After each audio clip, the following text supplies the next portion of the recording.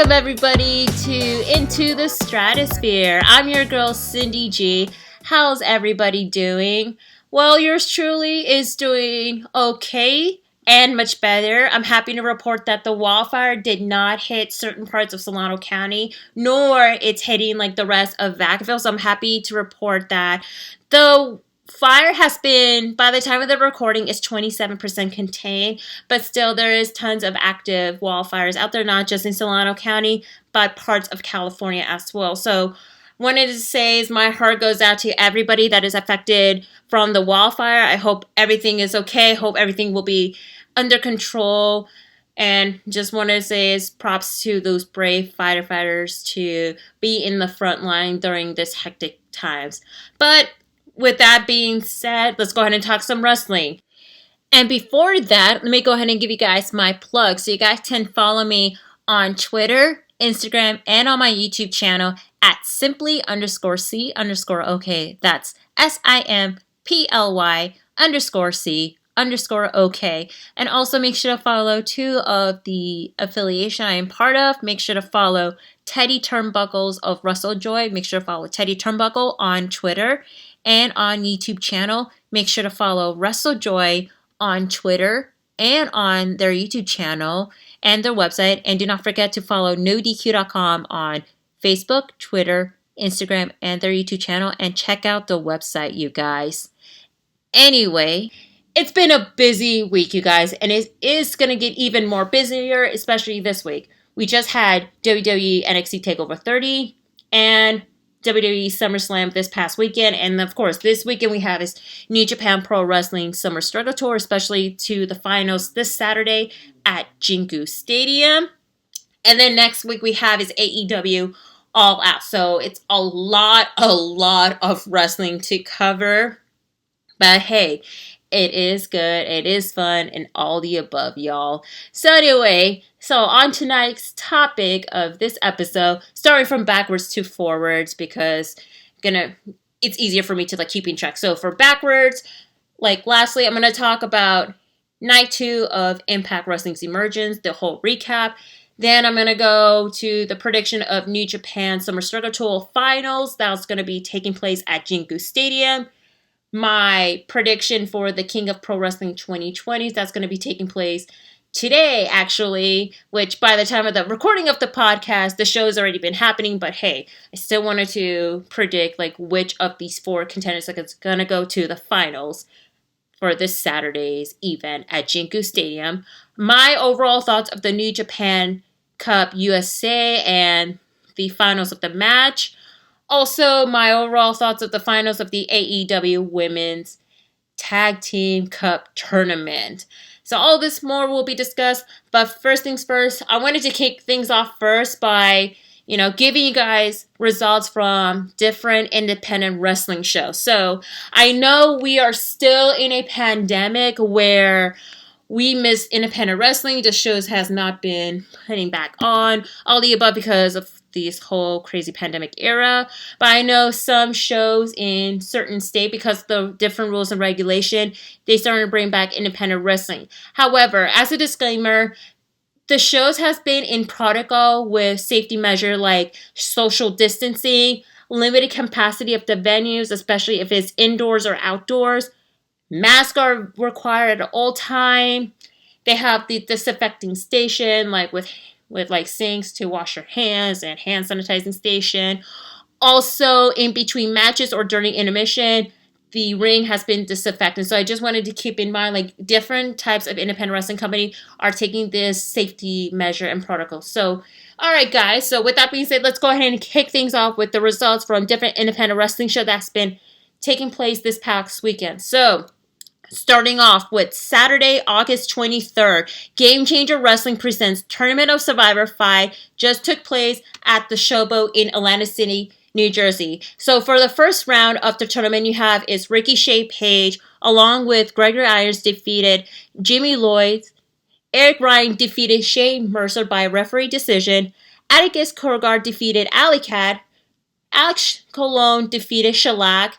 And that's the end of the first round. In a non-tournament match, you have is a six-way scramble match where AR Fox defeated Andrew Everett, Jordan Oliver, KTB, Lucky 13, and Myron Reeds. Now we're going to go to the semifinal of the match where Ricochet Page with Gregory Irons defeated Eric Ryan, and Alex Colon defeated Atticus Cogar. In a non-tournament match, you have is Dirty Daddy Chris Dickinson defeated Eddie Only, and leading up to the Tournament of Survivor final match, Alex Colon defeated Ricochet Page. So congratulations, Alex Colon, for winning the tournament. And you guys can check it out on Fight TV, y'all. Alright, Black Label Pro did put 2 shows on the same day, starting off with Black Label Pro presents Eric Stevens presents Professional Wrestling, which you have is Violence is Forever, consists of Dominic Guarini and Kevin Koo defeated the team of Alex Zane and Blake Christian in a tag team match. AJ Gray defeated Eric Royal, AJ Gray defeated Eric Royal. Warhorse defeated a very good professional wrestler. No, seriously, that's his name. A very good professional wrestler. Check out his tweet. Which Warhorse did retain his IWTV Independent Wrestling champion. Then you have Anthony Harry defeated Benjamin Carter. Isaiah Velasquez defeated Alex Shelley. Josh Alexander defeated Lee Morinari. Filthy Tom Lawler defeated Buster Cassidy. Calvin Tankman defeated Eric Stevens and became the new Black Label Pro Heavyweight Championship. However, it changed it up when Jake Something came out and declared a match to Tankman. Thus, Jake Something defeated Calvin Tankman to become the new Black Label Pro Heavyweight Champion. Wow. That must have been a very fun show. But then afterwards, you have is the second show they put out on the same night. Black Label Pro presents We're Back. So Joshua Bishop defeated Gary J in a no DQ match. Trey Miguel defeated Trey Lamar. Dan the Dad defeated Cabana Man Dan, Colin Delaney, and Jake Manny in a 4-way match. Best teams in the world that consists of Davey Vega and Matt Fidget defeated the team of Danhausen and All Ego Ethan Page, making them the new Black Label Pro Tag Team Champion. Effie defeated WWE Legends Gangrel. Jake Something defeated Chris Master and retained his Black Label Pro Heavyweight Champion. Billy Starks defeated Elena Black. Big Beef defeated Levi Everett. And Kylie Ray defeated Blake Christian to retain her Black Label Pro Midwest Champion. All this and more will be coming up very soon on IW.TV for Black Label Pro shows. Anyway, so moving on to the next event that took place on Saturday was the Black Wrestlers Matter, which is a really impressive show. You guys can check it out on the website blackwrestlersmatter.com. All proceeds to the tickets and also purchasing the video on demand will go to Knowledge is Power, which is a good cause, especially during this era too. So for the results, you have SK Bishop defeated Ty Ray. DeLorean Diggs won the For the Culture Battle Royal. Jai C defeated Airwolf. Mojo McQueen defeated Isaiah Bronner. Devin Monroe with AEW star Sonny Kiss defeated Faye Jackson. Angel Dorado defeated Cal Creed, Shane Foster, and Stephen Wolf in a fatal 4-way match. The tag team of Alpha Omega consists of Camaro Jackson and Kenny Alfonso defeated the team of Technical Difficulties, Moses and Raheem De La Soe in a tag match. Mike Outlaw defeated John West.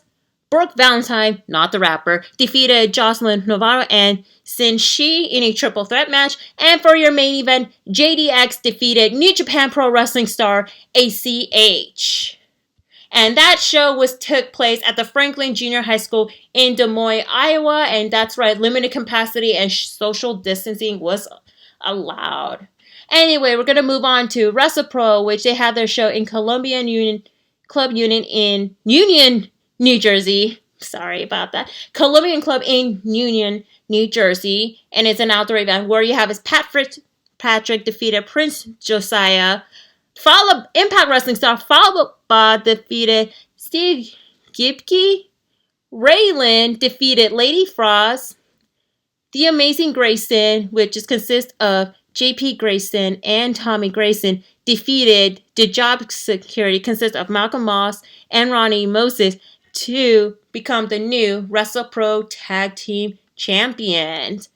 And then you have is Dion Roseman defeated Bobby Wayworth. Matt McIntosh defeated Shane Donovan to become the new WrestlePro Silver Champion, not tag team, but sorry about that. WrestlePro Silver Champion.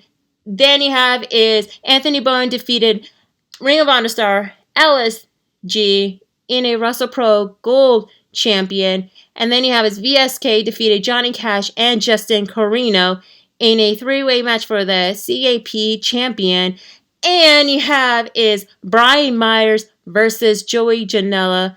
And in a no contest, thus, Brian Myers and Joey Janela defeated the Amazing Grayson, consists of JP Grayson and Tommy Grayson, for making them the new WrestlePro Tag Team Champions. So congrats to all the winners and new champions for this. I'm glad you guys enjoy. So WrestlePro will have their show coming up on IWTV, which is going to be up very soon, or you could check up on SmartMart Video as well. Anyway, we're going to go on to Sunday, August 23rd. So Beyond Wrestling presents Worst Sunscreen just took their show outdoors at the Garden Pier in Atlantic City, New Jersey, where you have is a dark match between KTP, just defeated Crash Jackson, and then on to the regular match. You have his Willow Nightingale defeated Max Caster with Bobby Orlando and Bryce Donovan. Pinky Sanchez defeated Solo Dolly. Pretty Proper consists of Lady Frost, and Victor Benjamin defeated Bear Country, consists of Bear Boulder and Bear Bronson in a tag team match. Alley Cat defeated Slade. Injustice consists of Jordan Oliver and Myron Reed defeated Culture SZN, consists of Christian Casanova and Tasha Steele in a tag match. Joey Janela defeated Impact Wrestling star Kimberly. And for your main event, Dirty Daddy Chris Dickinson defeated Priscilla Kelly.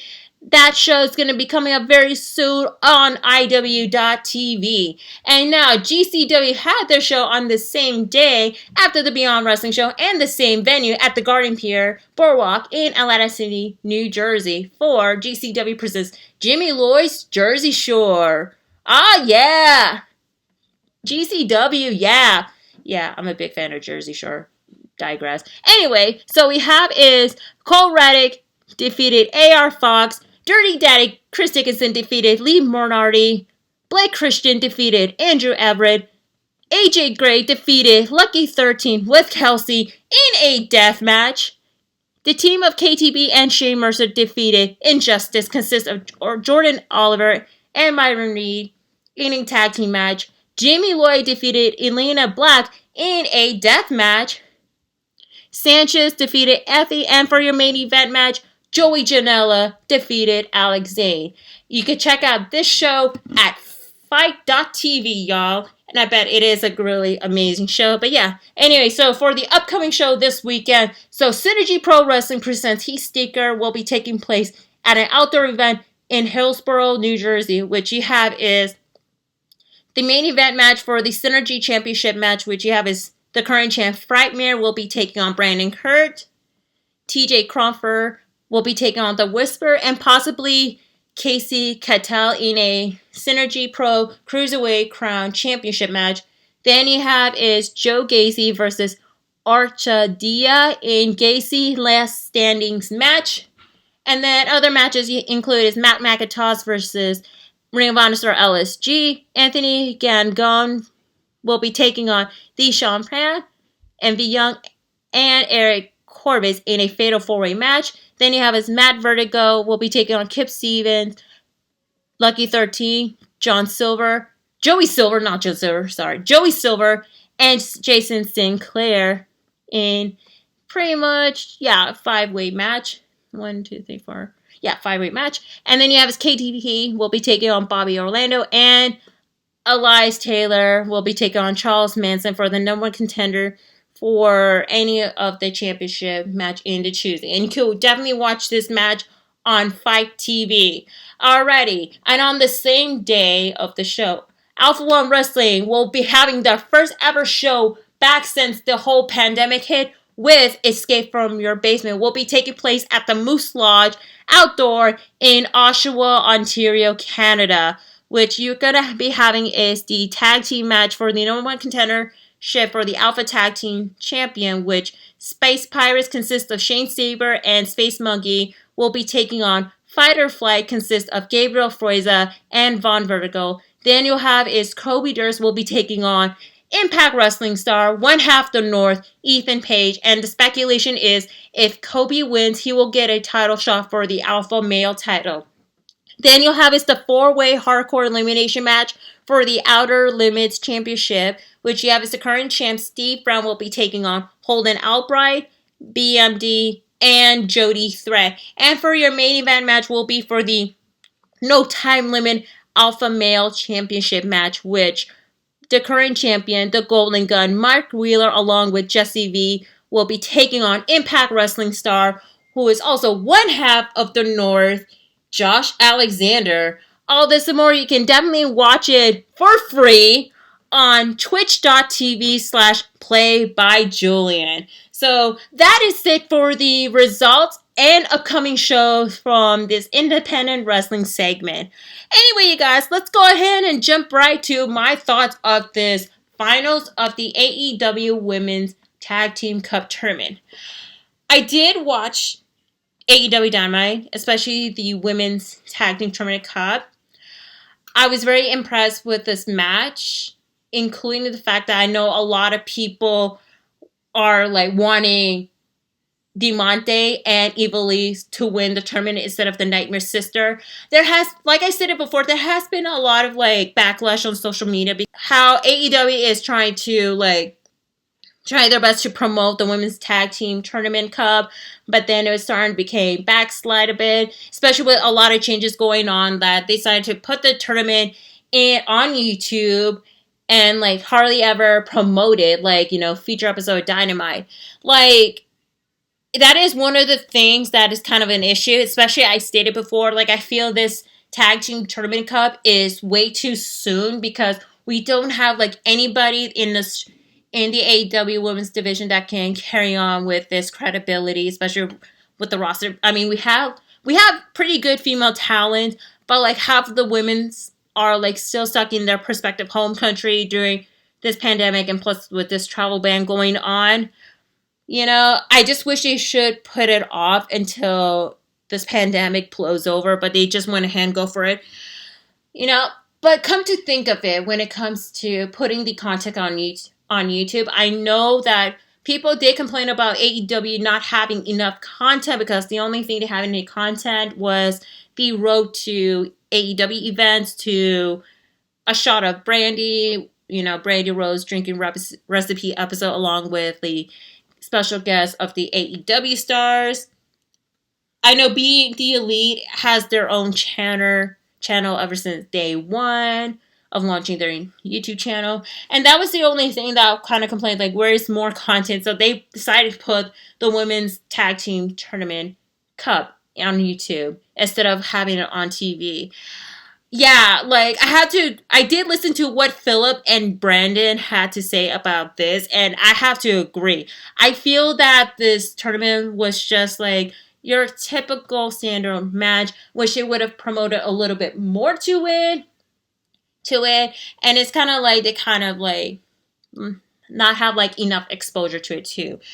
But hey, it is what it is when it comes to AEW. I hope they kind of like figure out what to do when they're doing like any feature tournament or any women's tournament, like any ongoing feature for that too. But regardless, so I'm going to go ahead and do the kind of like a quick recap of this AEW Women's Tag Team Tournament Finals between Brandy and Ali versus Ivelisse and Diamante. So yeah, Brandy, her usual, like bring out her 2 action figures. Of course, the whole marketing ploy to promote the AEW action figures for that. So, and I'm glad they had Veda Scott out there to do commentary, and Shao Guerrero, the daughter of Vicky and Eddie Guerrero, doing the ring announcing. That was pretty awesome. So anyway, so it is kind of like, a lot of back and forth action going on. I mean, you have Diamante doing the tornado suplex, and then Ivelisse doing the offensive run, and then, of course, Ali doing her typical super kick. Brandy, doing the usual, like, offense. But all in all, it was a pretty decent match. I really enjoyed it. It was kind of pretty much better than, like, their last match. Like, not last match, like the last episode of the AEW Women's Tag Team Tournament Cup. Like, I was pretty much blown away with the semifinal match, like, between Ivelisse and Diamante versus Tay Conti, and Anna Jay. So, I was pretty impressed from top to bottom. And then at the end, then you have is Ivelisse and Diamante. They did tag, and then Diamante did. Yeah. So I'm just looking through over the notes all together. And yeah, so pretty much Ivelisse did score a pinfall, and that's when Ivelisse and Diamante became the new AEW Women's Tag Team Tournament Cup winner. So I was very happy about that, especially being a Latina. It actually brings like pure joy to it too, because when you're kind of like invest into like certain characters or like a storyline, you're kind of like pretty invested by it. But seeing Ivelisse and Diamante, like having both ladies coming out, showing off the flags, representing their respective countries and their nationality, actually brightened my moods too. And I think this is the first time ever in my life I've seen a Latina tag team actually won something like a tournament together. So that put a huge smile on my face. And so I was very blown away by it too. And then afterwards you saw that Ivelisse and Diamante just received flowers, and then when they look at each other, they just throw it out on the ground and grab their flags just to hold on to flags. So it is pretty much a funny moment, because on Twitter, like, Diamante stated that, like, flowers, we don't need flowers. Flowers are just for funerals. The flag is too. So pretty much like the flowers is kind of like a symbolization of funerals, but also tributes too. So that's kind of like a backstory, but it's based on like different cultures of it. But yeah, so all in all, the women's tag team tournament, if I would give like kind of like a thumbs up, thumbs down, honestly, you guys, I'm going to have to give it a kind of like a generous 1.5 thumbs up for this. I honestly wish that they would have promoted more. I wish the matches should have been on AEW Dynamite. And especially with this whole tag team appreciation night they AEW had like not too long ago.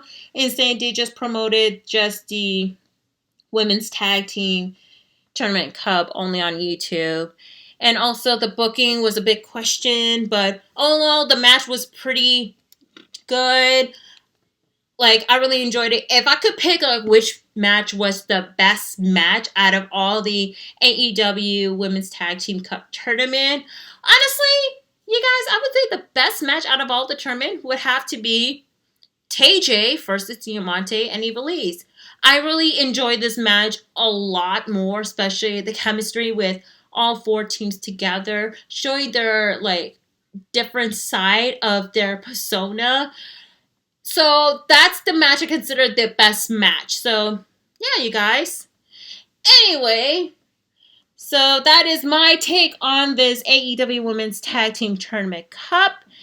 Anyway, so before I talk about New Japan Pro Wrestling, we're going to be taking a quick commercial break, and we're going to be hearing from Brandon of Curveballs and Chair Shots.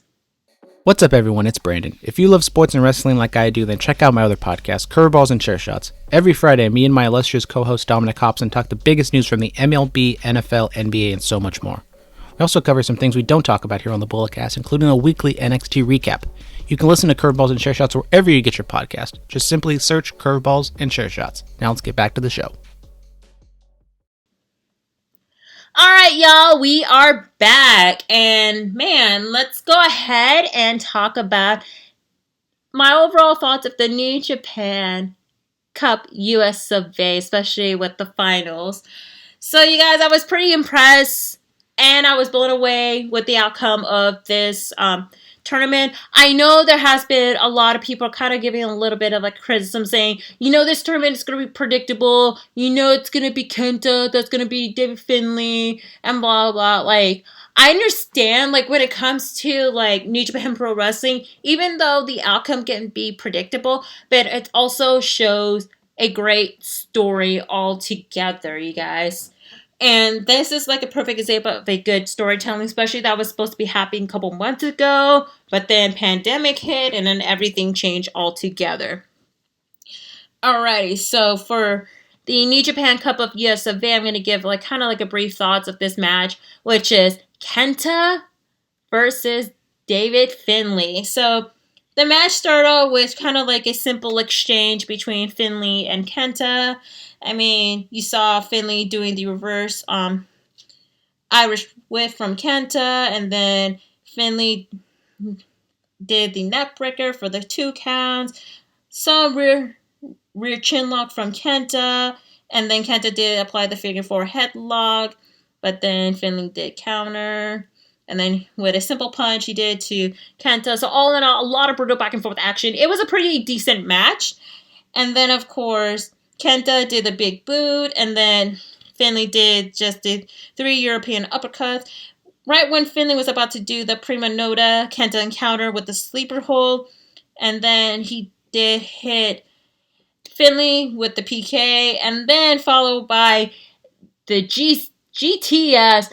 And Kenta is your new New Japan Cup US of A winner. So, you guys, we have another member of the Bullet Club winning the New Japan Cup. I mean, we have his Evil unexpectedly won the New Japan Cup against Okada, like back in July. And now we have his Kenta, aka Little K with the messy hair. Just kidding. It kind of rhymes, but yeah. Anyway, so Kenta won not only the trophy, but also a contract certificate briefcase to issue a challenge against the current IWGP United States champion, Jon Moxley. And right when Kenta cut a promo saying, where is Jon Moxley, and how he is the one that deserves to win, especially representing Bullet Club, all of a sudden, here comes our friend Jeff Cobb making the attack. And thus, you guys, it is the start of a feud between Jeff Cobb and Kenta. So, yes, Kenta he is the briefcase holder for the IWGP United States champion, just to make sure when he's going to issue a challenge against Moxley, or whichever Jon Moxley is going to, like, appear. Because I know Moxley is the current AEW world champion. I know he's going to be getting ready to defend the title against MJF at All Out next week.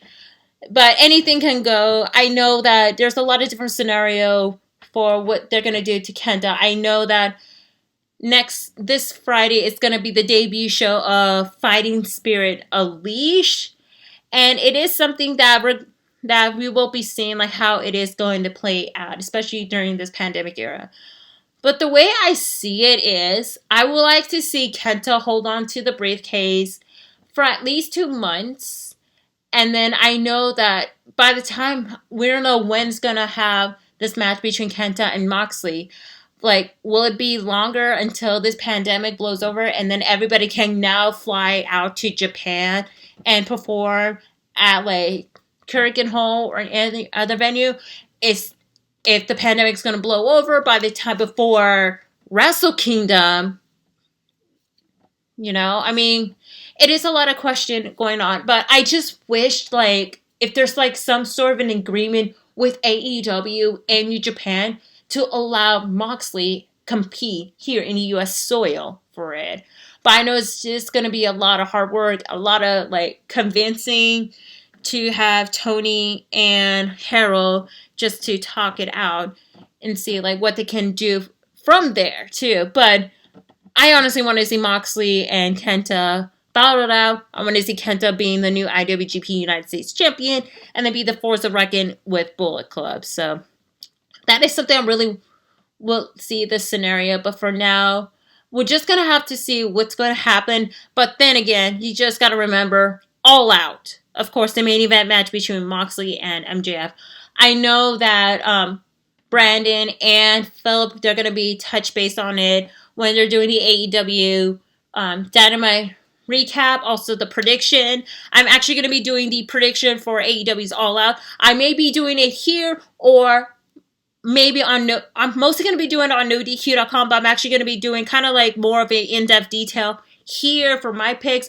Who knows? But stay tuned for all the updates like on my social media page at simply_C_OK on Twitter, Instagram, or my YouTube channel, or even on the Bulletcast's social media page at the Bulletcast on Twitter, Instagram, and YouTube channel. Anyway, guys, so enough about talking about New Japan Cup of US of A. I really enjoyed this tournament together, and it was pretty fun. Let's just say that. And for my thumbs up, 2 thumbs up. That's all I can say.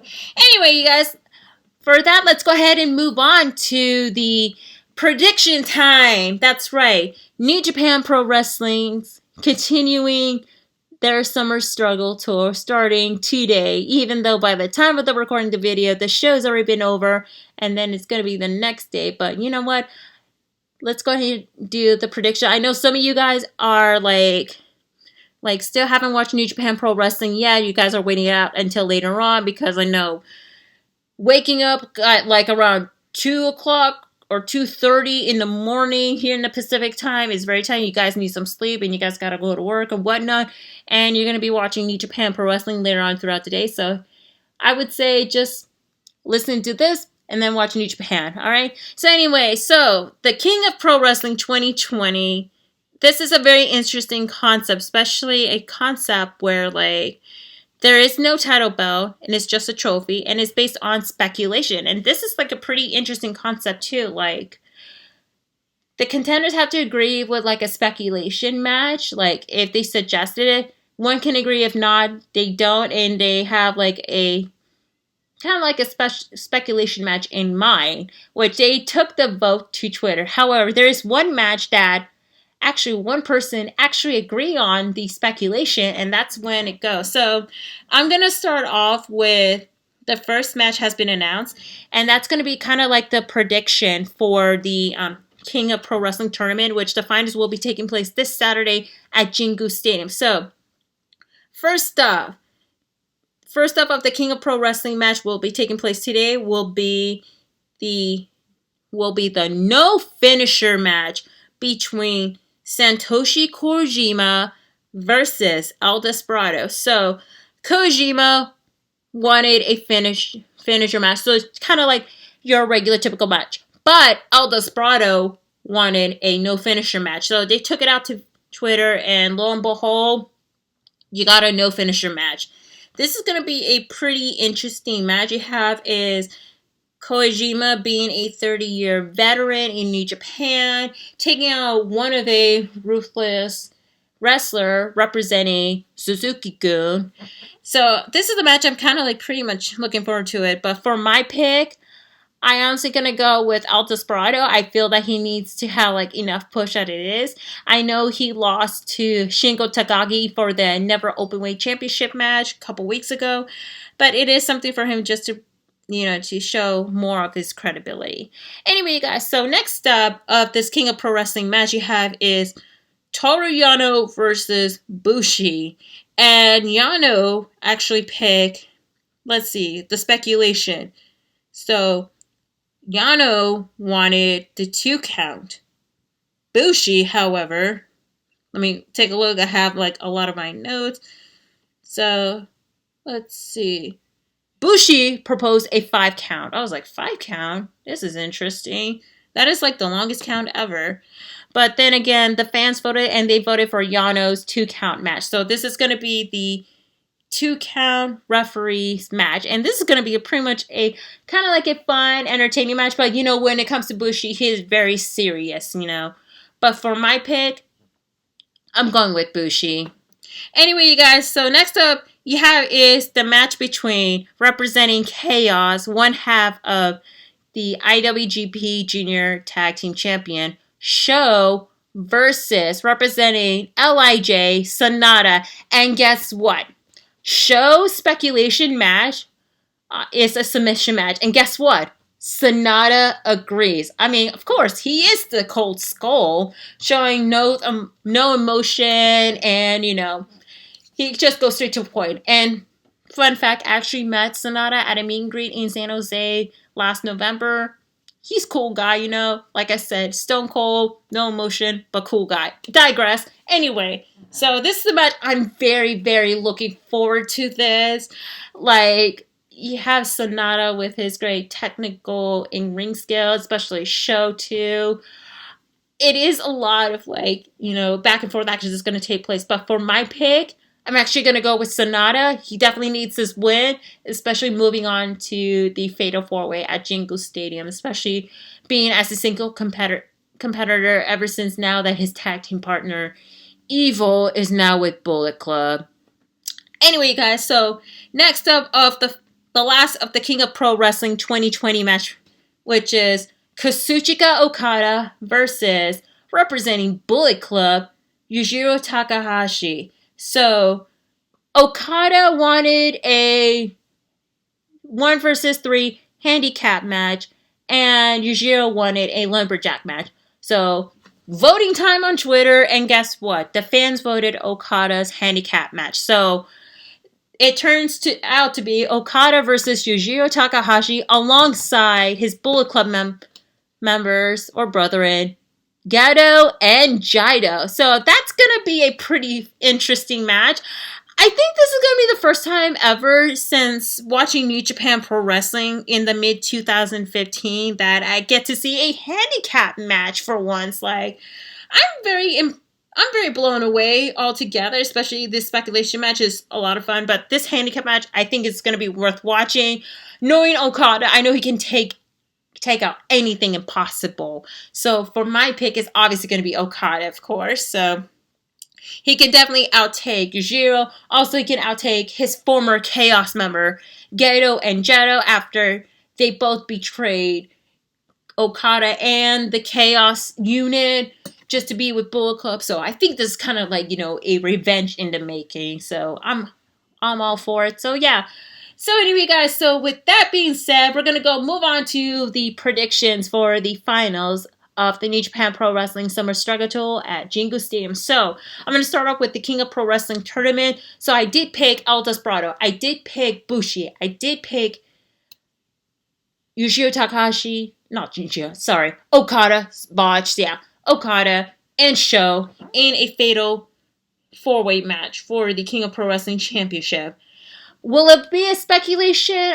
Maybe, but if it comes down to the speculation, the only match I would love to see, it's a ladder match. I have not seen a ladder match since starting watching New Japan Pro Wrestling a couple years ago. It is something different, it is something unique, and I'm here for it, you guys.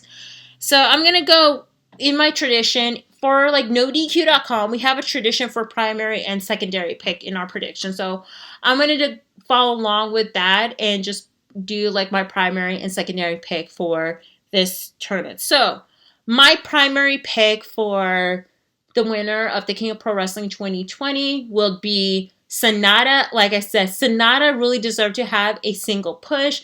He hasn't won any singles title yet, only tag teams, and I feel that this is time for Sonata to shine, most especially bringing the name for the LIJ unit.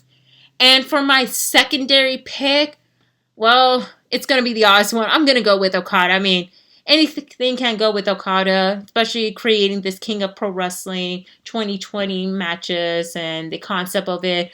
Hands down, it has to be Okada. I mean, very talented guy, very beloved in New Japan Pro Wrestling. So definitely it's Okada. I mean, yeah. So anyway, so let's go ahead and move on to the rest of the card here. So I'm going to start off with the singles match between representing Suzuki-gun, Yoshinobu Kanemaru versus Master Wato. And by the way, people, I forgot to put a disclaimer. I'm trying my best to pronounce some of the wrestlers' first and last names, so please bear with me on it, alright? So anyway, there has been a back and forth feud going on between Kanemaru and Wato ever since the aftermath of Dominion. And so Wato, along with the aid of Tenzan, they trying their best to make sure that Wato is very established, even though he did lost to El Desperado, but now he wanted to get that W for it. But for my pick, I'm gonna have to go with Wato, you guys. He needs his first W. Ain't a big event, and especially for his first singles competition in a big event at Jingu Stadium against Kmart. So I think that's going to be something that we'll be looking forward to see. Anyway, let's move on here to next up to the Never Openweight Championship match. This is the match I'm very looking forward to. It is the money-making match. So you have the current champ representing LIJ, Shingo Takagi, versus representing Suzuki-gun, Minoru Suzuki. Oh my god, I've been waiting and looking forward to this match ever since their first counter. You know that Suzuki, he wanted to get that goal off from Takagi, especially showing him being in the business for so many years. He is considered the king of violence or king of everything or whatever. But and with Takagi, he is accepting the challenge, especially wanted to test the skill against the guy who is known as the Murder Grandpa. That's what everybody else is saying, but yeah. Anyway, for my pick, I feel that he definitely deserves a title win. It's been so long since he held any championship to his repertoire, and I feel like he can be the most dominant force in the Suzuki-gun stable. So my pick, I'm going to go with Minoru Suzuki to be the new Never Openweight champion. And regarding with Shingo Takagi, I feel that it's time for him to be in a tag team pictures, especially alongside with any of the fellow LIJ members for it too. So it is something to look forward to, but hey, I'm here for it. Anyway, y'all, let's go ahead and move on to the IWGP Junior Heavyweight Championship match, which you have is the current champ representing LIJ, Hiromu Takahashi, versus representing Bullet Club, Taiji Ishimori. So Takahashi made his return on the last event of the Summer Struggle Tour after he had an injury on his shoulder, which he had to be out for a couple shows. But hey, he is back and he's ready to go, especially challenging Taiji Ishimori for the title. This is the match that we're going to be seeing in the past, just from last year. Since Hiromu made his return. And, everything is going to be pretty much awesome. And especially how Hiromu is going to be setting his mind game against the Bone Soldier. For my pick, I'm actually going to go against it. And I'm going to go with Taiji Ishimori to become the new IWGP Junior Heavyweight Champion. I feel that with Hiromu, especially when he had that match against Evil a couple weeks ago for both the IWGP Heavyweight and the IC title, I feel that with Hiromu, it's time for him to bump up to the Heavyweight division so that way he can get more title opportunities alike, especially being with the Heavyweight. So I could definitely see that happening. So this may be the last time we're going to be seeing Hiromu in a Junior Heavyweight division, but anything can go no matter what. So again, I'm going with Ishimori to be the new IWGP Junior Heavyweight Champion. Anyway, you guys, so next up is the rematch in the making. It's for the IWGP Junior Heavyweight Championship, which is representing Suzuki-gun, Dangerous Takers consists of Taiji and Zack Sabre Jr. versus Golden Ace, Hiroshi Tanahashi, and Kota Ibushi. Yep, the rematch in the making that both Dangerous Tekker and Golden Ace kept brawling against each other match after match, and when it's gonna end. So hopefully this is gonna be the final time we're gonna be seeing both these teams facing off.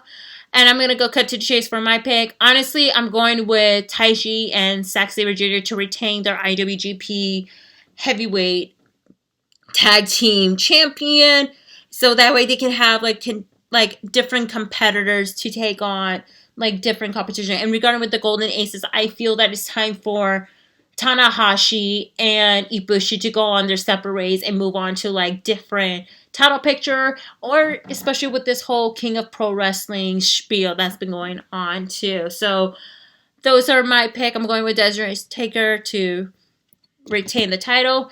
And we're going to move on to the main event match, which is going to be for the IWGP Heavyweight Champion and the IWGP IC Champion, which you have as the current champ representing Bullet Club, Evil versus representing LIJ, Tetsuya Naito. So another rematch in the making we finally get to see ever since what happened at Dominion, where Evil became a double champ, all thanks to the assistant of the returning Dick Togo, who is also a new member of Bullet Club. And I said it a lot in Pat's Instagram TV special on my Instagram page that I feel that Evil being the champion seems to be overwhelming, and I feel it was pretty too soon. And till this day, I feel it is pretty too soon, but I understand the logic from New Japan Pro Wrestling because they have no other choice when it comes to like booking like any of their talents for that. But it is going to be a very incredible match. I hope this match better ends in a clean finish, because we've been seeing a lot of like shenanigans going on with assisting from Dick Togo to other members of the Bullet Club. Hopefully this match will be the match that Evil can win clean. So for my pick, I'm going with Evil to retain both titles. And that way that Ishimori will win the junior heavyweight and Evil will win the both titles. And regarding with Naito goes, he's going to continue on chasing for the titles, maybe for this whole King of Pro Wrestling stuff. So anyway, you guys, so with that being said, that is it for the predictions and overall thoughts for New Japan Pro Wrestling Summer Struggle Tour, which again, the big event is going to be taking place this Saturday at Jingu Stadium, which is a baseball stadium in Tokyo, Japan, and you guys can watch it on New Japan World, you guys. I'm very looking forward to it. I'm going to be live tweeting it, and I'm definitely going to give my overall thoughts of the show as well on next week's episode Into the Stratusphere as well. Anyway, you guys, so that's it for New Japan. And before I get into the recap of Night 2 of Impact Wrestling's Emergence, let's go ahead and take a quick commercial break. And we're going to hear from Philip from Chicle TV. Check it out. Hey, what's going on, guys? Philip here. Look, there are so many channels out there on YouTube that do pranks and challenges and funny videos like That Just Happened TV, Nelk, and Love Live Serve. But why don't you look up Chicle TV? Yes, Chicle TV. Chikle TV. It is a channel I started with my buddy Vinny a couple years ago, and we've done wrestling finishers in public. He's done eating challenges. We've done pranks to people. It's a whole lot of fun. When you go to YouTube, it is the thumbnail with the guy blowing the bubble. It says Chicle TV right in the bubble. And look, just sit down, relax, hop on YouTube, look up Chicle TV, and... Ooh, a little bit of the bubbly. Crack open a little bit of the bubbly. Yes, ladies and gentlemen, Chicle TV. Like, share, subscribe. It is the freshest channel on YouTube. Alright, guys, we are back. And boy, Night 2 of Impact Wrestling's Emergence.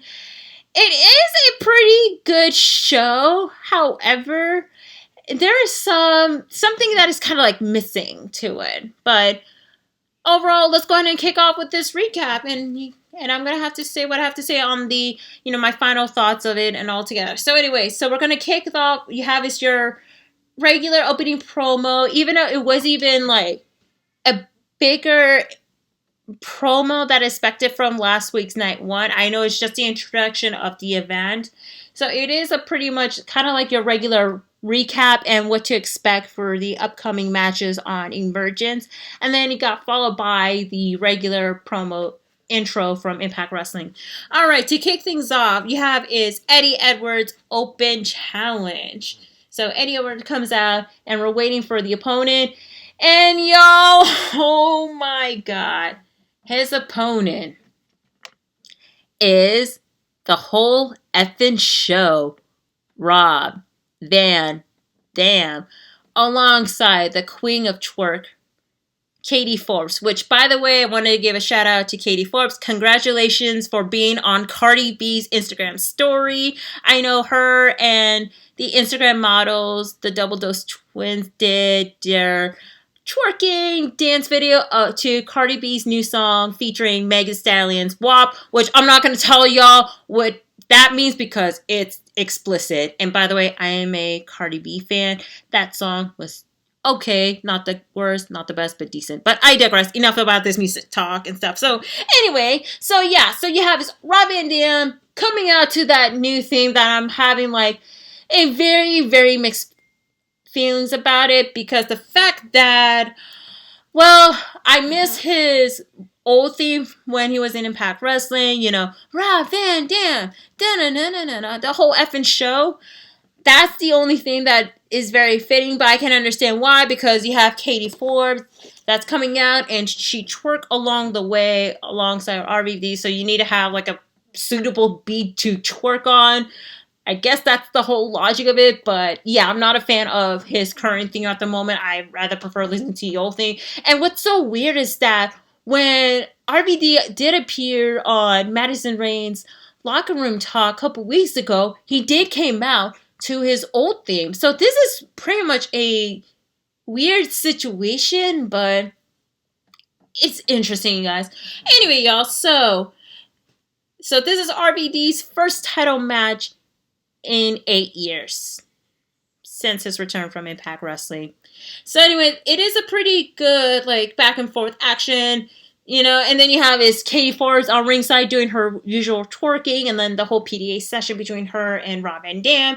But the funny part is that while Katie and Rob did make that's when Eddie Edwards did the Tope Suicida, landed on RVD through the guardrail, so that was pretty funny. And then you can see that Katie Forbes trying to like grab Eddie away, but they kind of push her back a little bit while they take care of it. And so a lot of back and forth action. Rob Van Dam did a spinning kick off the ring, landing on a guardrail. So that was a pretty awesome move set from RVD. And then you have is like a lot of back and forth action with Eddie did the chop while Van Dam did the punch, so chop, fist, so a lot of back and forth fist. And then once when RVD did his sidekick and Eddie did land it between the ropes, that's when Katie did the side reel view, and then she twerked along the way, and that's when RVD did the split-legged moonsault on the top turnbuckle, landed on Edwards for the 2 count. So it is pretty much a very fun match, and I must say I'm very impressed with Rob Van Dam's performance. He's still got, especially for his age too, like who would have thought, like, after so many years in the business, he still has the agility, he still have like the high altitude of performance. Like, I'm very impressed with that. So RVD did the time kick on the turnbuckle on top, followed by the Rolling Thunder, then the 5-star frog splash. But Eddie did got up and then just run through the turnbuckle, and that's when he did the Boston Knee Party finisher and pick up the victory. So Eddie Edwards did retain the Impact World Championship match, and that was a pretty good opening of the match. Like, don't get me wrong, it was awesome. Even though you have Katie Forbes kind of like, twerking along the way, but she is being a cheerleader for her man, though. And at least, like, the good part is, like, Katie got involved a bit, like, doing that side real view to Eddie Edwards' head. So it was pretty funny along the way. So, yeah. So after the match you have is Eric Young did attack him from behind. Yeah, you guys. So still continuing feud between EY and Eddie Edwards, but we're going to get into that later. And then afterwards you have is this whole Russell House segment, of course. I mean, I really enjoy Russell House, but it's kind of like, getting a bit tacky. Like, don't get me wrong. Last week I did enjoy last week's episode of Russell House, especially. It was kind of like a bit of a hype up match between like Taya Valkyrie versus Kylie Ray, and like bringing in like a bit of a story like bits by pieces that is not that cringy. But with this, I feel that it was kind of like a shaking a head moment. You have this like, the Dinas are wearing toga, and then, the whole toga party's going on. It doesn't give like a little bit of a backstory, but the only main thing they talk about is just this whole situation with Rosemary, Larry D, Taya, and Johnny Bravo, which I'll get into that in a little bit. But then for this, you have is like who throw powder at Crazy Steve. And that's when you were supposed to be having a match on, but it got conflicted. So the first of the Wrestle House match you have is Crazy Steve versus Johnny Swinger with cousin Jake Diener as a referee in a blindfold match, and loser gets to wear each other's clothes. It is not a typical match. It's kind of like your typical gimmick match. It's just you gotta find the opponent, and then Crazy Steve did the roll up and pick up the victory, and that is it for that first match. Like, I was even blown away by it altogether, but it is something that's like put together. But anyway, I'm going to get into more of that other storyline, as I mentioned, about this whole love triangle whatever situation later on. Anyway, you guys, so you have is in backstage Eddie Edwards searching for Eric Young, like where the hell is he at? And then cut to the promo for Eric Young cutting a promo, and that where it led to the first ever promo for the next upcoming big show from Impact Wrestling, Bound for Glory. And I cannot wait for that pay-per-view to appear in October. I'm so excited. But I digress. Anyway, so you have this Rhino cutting a promo to challenge Reno Scum in a tag match after Reno Scum did attack Rhino and stole his rolls of cash just to give the money back to Hernandez on last week's episode of Impact Wrestling.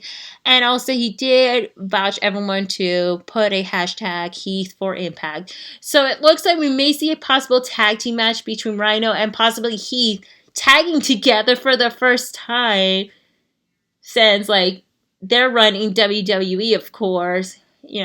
Them versus Reno Scum. Hey, that is going to be a very fun match. Anyway, so going to move on here. So like after commercial break, you have Eddie Edwards really pissed off, decided to run to the in-ring and cut and say, "Where's EY? I want you to come here right now. I want to challenge you for after what he did to Rich Swann a couple weeks ago. He wanted to kick EY's ass." So EY came out, cut a promo saying that how much that Eddie Edwards really wanted to fight him, how much what he did to Rich Swann is for the best, and he stated that, like, if you want to fight him, let's fight next week. So we have his official match has been announced next week between Eddie Edwards versus Eric Young for the Impact World Championship match. After the promo, they fight each other, and that's where you had to bring in the referee, the security guard, and the Impact Wrestling staff to break. And then, of course, there's this one, sad part where Eddie Edwards did accidentally shove Scott D'Amore, and while the security trying to break away EY. So yeah, you could tell how much Eddie Edwards really wanted to beat EY after what EY did to Rich Swann at Slammiversary and the retirement speech. It's like, you couldn't even imagine. So I'm looking forward to this match. I think this is going to be the start of their feud. Maybe that's going to lead up to like a month-long feud all the way to October for Bound for Glory. But anything can go, you guys. So anyway, so you have is the locker room talk where Madison Rayne did brought a temporary co-host since Johnny Swinger is still stuck at Wrestle House. It is none other than the Rascals, Zachary Wentz, and Desmond Xavier, aka Dez. Of course, being the usual stoner-like gimmick, talking about trees and big. And, Madison Rain being oblivious, thought like greens is plants and flowers, but it's, talking about medicinal recreation activity. And of course, the funny part, which is not so funny, is I think it was Zachary Runtz did call Madison a Karen, which of course that is the new, kind of like a new nickname the younger people are calling like someone who is kind of like, acting kind of like a B word or a D word. That's why they call it a Karen, which is like a female version. It's kind of like, what in the hell, man? It's so hard to explain, but you guys can look it up. I could suggest to Google. But yeah.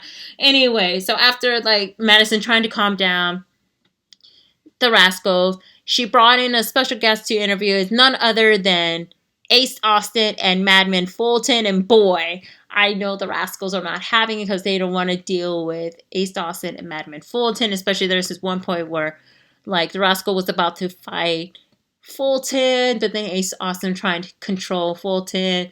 And he said, without the respect to Madison Rain, I should be out because he doesn't want to deal with this whole shenanigans going on. So, yeah, that's what happened at Russell House. Not Russell House. I mean, Locker Room Talk. Sorry again, Botch. It's been a long night. Especially, we're still in a busy week of wrestling. Wrestling still continue on, especially bigger events coming up. Anyway, y'all. So, with that being said, you have is Sami Callihan cut a promo regarding, his motive of Rob Van Dam and Katie Forbes, and he issued a challenge against Rob Van Dam for next week. So we have another match has been announced, and this is going to be probably one of the matches that should be, and we'll see. Anyway, you have EC3 cutting a very amazing promo explaining about why he took that TNA World Championship. I like the fact that he did brought up about the past, especially his first TNA World Heavyweight Championship match he had back in 2015 against Kurt Angle, which is funny enough. I've been hearing a lot of Kurt Angle references this past couple shows of Impact Wrestling, and it's kind of like a hint of a subliminal message that we're going to be seeing the return of Kurt Angle very soon on Impact, because there has been a lot of mentions of Kurt Angle, and they show one matches against Kurt Angle in past Impact Wrestling TNA shows from years ago. But anyway, digress on that. So when EC3 stated that, how the past, winning the title meant a lot to him, and then afterwards it went downhill, that he felt with heartbroken, sadness, and regret, and we all know why. Of course, the other company ruined him, but digress. And so he wanted to change this whole narrative. So he wanted to get rid of the past, especially getting rid of that TNA World Heavyweight Championship that Moose has been, carrying along, but he wanted to get rid of it. He wanted to destroy, he wanted to destroy the past and move on to the future, especially for his own good. So pretty much that promo was very incredible. Best promo of the night. So we're going to be seeing what's going to happen next between EC3, the TNA World Champion, and Moose. Anyway, you guys, so we're going to go on to the next match here, which is Willie Mack versus Brian Myers. So it is a pretty standard match. I mean, not too much to say. I mean, you have Willie Mack did his head scissors, followed by kind of like a sunset flip for 2 counts. And then you have his Brian Myers did a very impressive submission move, but then Willie Mack did counter. And then of course, during commentary, Josh Alexander did plug Brian Myers' podcast, and he actually mentioned Matt Cardona. I was like, whoa. Josh Matthews, not Josh. Why did I say Josh? Josh Matthews. Botch again. Sorry, y'all. Josh Matthews did mention Matt Cardona's name. I was like, this is interesting because I know for a fact that they don't mention other stars that is affiliated with other companies, especially Matt Cardona, who is now with AEW. So I think that is kind of like a classy move just to help to promote like their podcast during on Impact Wrestling TV. So it is something along the line. Plus, I do listen to Brian and Matt on podcast, and it's a very great listening, especially during work, to talking about like the action figures and past matches too. But anyway, you guys. Anyway, so back to the match. So you have is Willie Mack doing the spinning elbow and then a power slam, and then he did the headbutt on the top turnbuckle and punches Myers as Myers pushed and did the elbow drop to the 2 count. Myers did the step up kick for a 2 count. So Willie Mack did smack him, and Myers with the roll-up while grabbing Willie Mack's trunk and pick up the victory. So pretty much Brian Myers won by grabbing Willie Mack's trunk. So decent match, not too much to say. Overall, it was just your standard match, so it is pretty decent. Not too bad, not too good, but pretty decent out of all those matches. Anyway, guys, you have is another promo from Heath Slater, hashtag Heath for Impact, and he talked about he wanted to be in a tag team match with Rhino up against Reno Scum. So again, anything could happen. We'll find out, see if they're going to allow Heath to compete against Rhino, but we'll see. And then back to this Russell House segment. Again, Toga party still in full commence. And then you have this whole situation between Rosemary and Larry D, a.k.a. Lawrence D, of course, where they went on an impromptu date.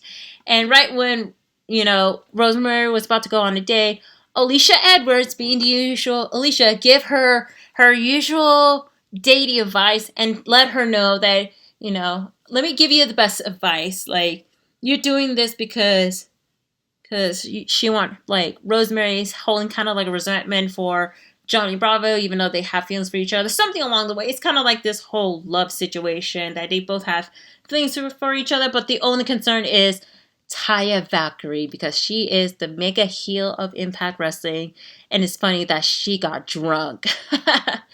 Anyway, seeing drunk Taya was funny during the Russell House segment, just saying. Even though she is one of my favorites, and I do own a couple of her clothes from her Loca line, of course, her clothes and the protective face mask, which is one of the best face masks. Just saying, just not being biased. Anyway, you guys. So after Rosemary listened to Alicia's advice, she had a second thought. So when she's on a date with Larry D, she's about to break the news, and up until Johnny Bravo barged in, and he was about to confess to Larry D why. And of course, that leads to a match between Larry D, aka Lawrence D, versus Johnny Bravo, which I'm guessing this is Bravo's first ever wrestling match since being in the company since 2016, 2017, you guys.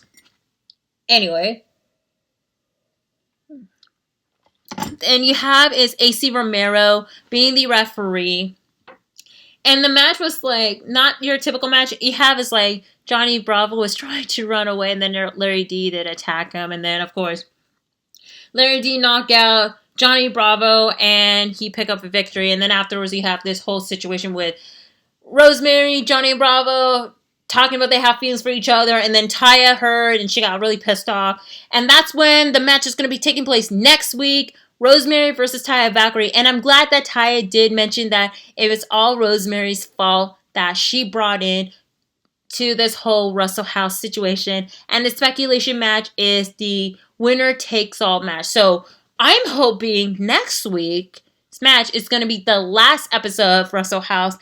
If it is that way, everybody can go back to like what their usual storyline feud is supposed to be inside the Impact Zone or whatever they call it. Now, like Kylie Ray, she can go back to being the number one contender against like the current Knockouts champion, which I'll get into that in a moment. Alicia Edwards can focus on like who's going to be the tag team partner. A lot of wrestlers need to like get involved in like different storylines, especially we have like a lot of competitors coming together, especially the starting build-up for Bound for Glory. Anyway, let's go ahead and move on here. We're going to go on to the main event match, y'all.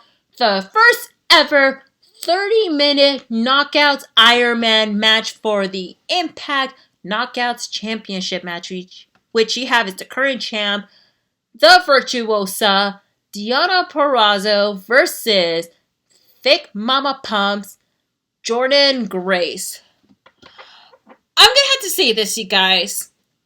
There was a lot of hype for this match. Incredible storytelling between Deonna and Jordynne.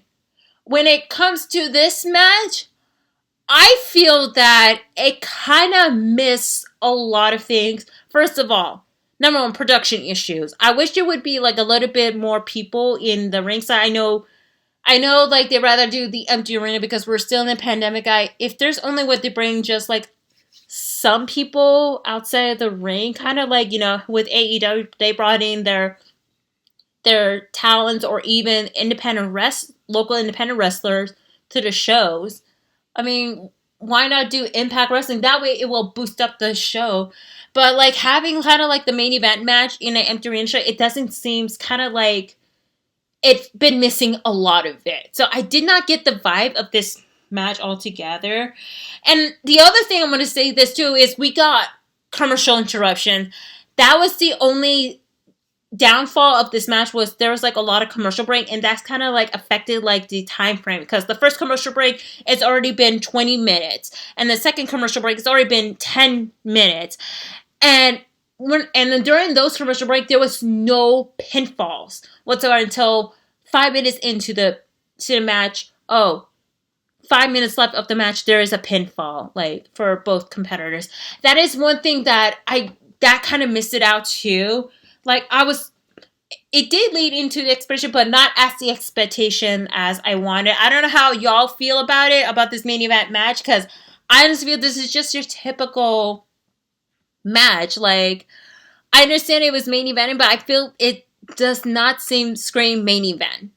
With that being said, I'm going to go on to, like, the play-by-play match of it, give my thoughts. So, start off with, like, kind of like a back and forth between Grace and Purrazzo. Grace did a counter arm drag, and then she did a lock between knee over Purrazzo's neck and show, like, her test of strength by lifting both of her legs while submitting Purrazzo. And that was a pretty impressive test of strength for Jordynne Grace. Like, whenever she does a submission hold, you should show whenever you excuse me, tongue twisting moment. All right. Whenever Grace shows her test of strength, especially in a submission hold, you know that it's starting to show, like, the incredible strength she has, especially holding a submission hold from Purrazzo. It was pretty incredible. And then you have a double arm drag from Grace, and then Purrazzo did the punt kick, and then Grace did the Boston Crab as Purrazzo did try to grab the rope, and that's broke the submission. Of course, commercial break. Like, yeah, again, there was no falls, and there's only 20 minutes left in the match. So you have Purrazzo doing the punt kick outside of the ring while both ladies brawl out, and that's when Purrazzo did the clothesline for a 2 count. Then more commercial break. However, they did replay that during the commercial break. Both ladies did brawl out outside the ring as Purrazzo grabbed Jordynne's hand, placed it on top of the steel step, and that's when Purrazzo did step on Jordynne's hand pretty hard. And then back to, like, the regular match. So Grace did the superplex on the top turnbuckle for kind of like a count up. Both ladies got up when the ref counted to 8. And then Purrazzo did the half Nelson until Grace to counter, and that's when she used the Anaconda submission to Purrazzo. And that's when Jordynne Grace did pick up the first pinfall after Purrazzo did tap out. And then that's when, right when Deonna Purrazzo was on the turnbuckle, she grabbed the ref, and that's when Jordynne Grace accidentally bumped the ref, and that's when the ref is down. So you have the ref was down for it. While Jordynne's trying to, like, help waking the ref down, trying to get up and get up, that's when and that's when, like, Grace had to do the Grace driver to Purrazzo, but the ref's still down. She tried and come back and help the ref to get up, and that's when Purrazzo did grab her Impact Knockouts title and hit Grace with the belt. And that's when the ref they got up. That's when Purrazzo did pick up the pinfall, her first pinfall. So it's tied 1-1. And when Purrazzo did the single suplex with a 2 count, and then afterwards she did the Fujiwara arm bar, only minutes left until like hit 0, and that's when Jordynne Grace tapped out, and Deonna Purrazzo retained her Impact Wrestling's Knockouts champion. So you guys, like I said, it was kind of like your typical main event match. It's nothing surprising as expected. Couple things that is missing along the way, but I must say is I give more props to both ladies. They did put one hell of a fine job with this match. Jordynne Grace tests her strength. Deonna Purrazzo with her beautiful technicality, especially her escape submission hold from Jordynne Grace. It was awesome.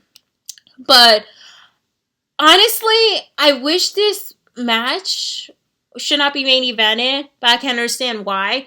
But if it's something a little bit different for the main event, of course, you gotta have the crowd for it.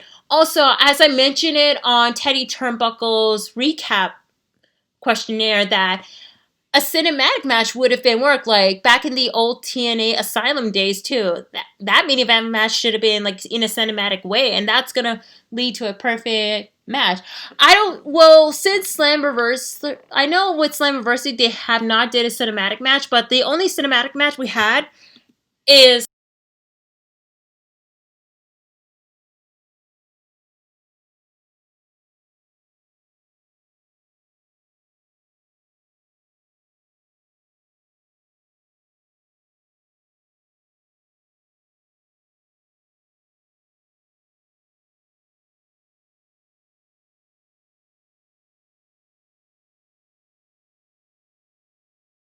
actually the better Impact Wrestling special out of all the Emergence show they had. So, but hey, we're now done with the Impact Wrestling specials. Now starting up with the whole build-up for Bound for Glory, and I cannot wait. It's going to be exciting. But with that being said, you guys, and that is it for the episode of Into the Stratusphere. Again, it is going to be a busy week of wrestling. Emergence is over. Now we got New Japan Pro Wrestling Summer Struggle tours leading up to this Saturday's finals at Jingu Stadium, and then the whole build-up, like with AEW All Out. Anyway, you guys, with that being said, I'm going to give you guys my plug, so you guys can follow me on Twitter, Instagram, my YouTube channel at simply_C_OK, and you guys can find me on like other like platforms I was part of, like Teddy Turnbuckle's recap questionnaire of Impact Wrestling. Follow Teddy Turnbuckle on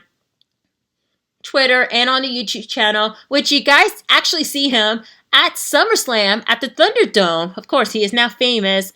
And also make sure to follow WrestleJoy at WrestleJoy.com on Twitter, on YouTube, and check out the website. Also, make sure to follow NoDQ.com on social media, Facebook, Twitter, Instagram, YouTube channel, and check out the website, NoDQ.com, for all the latest news in WWE and other wrestling-related news. And also, if you like to give feedbacks of something I need to work on, or like any positive or like constructive criticism, but please be nice, don't be rude, all that stuff, alright?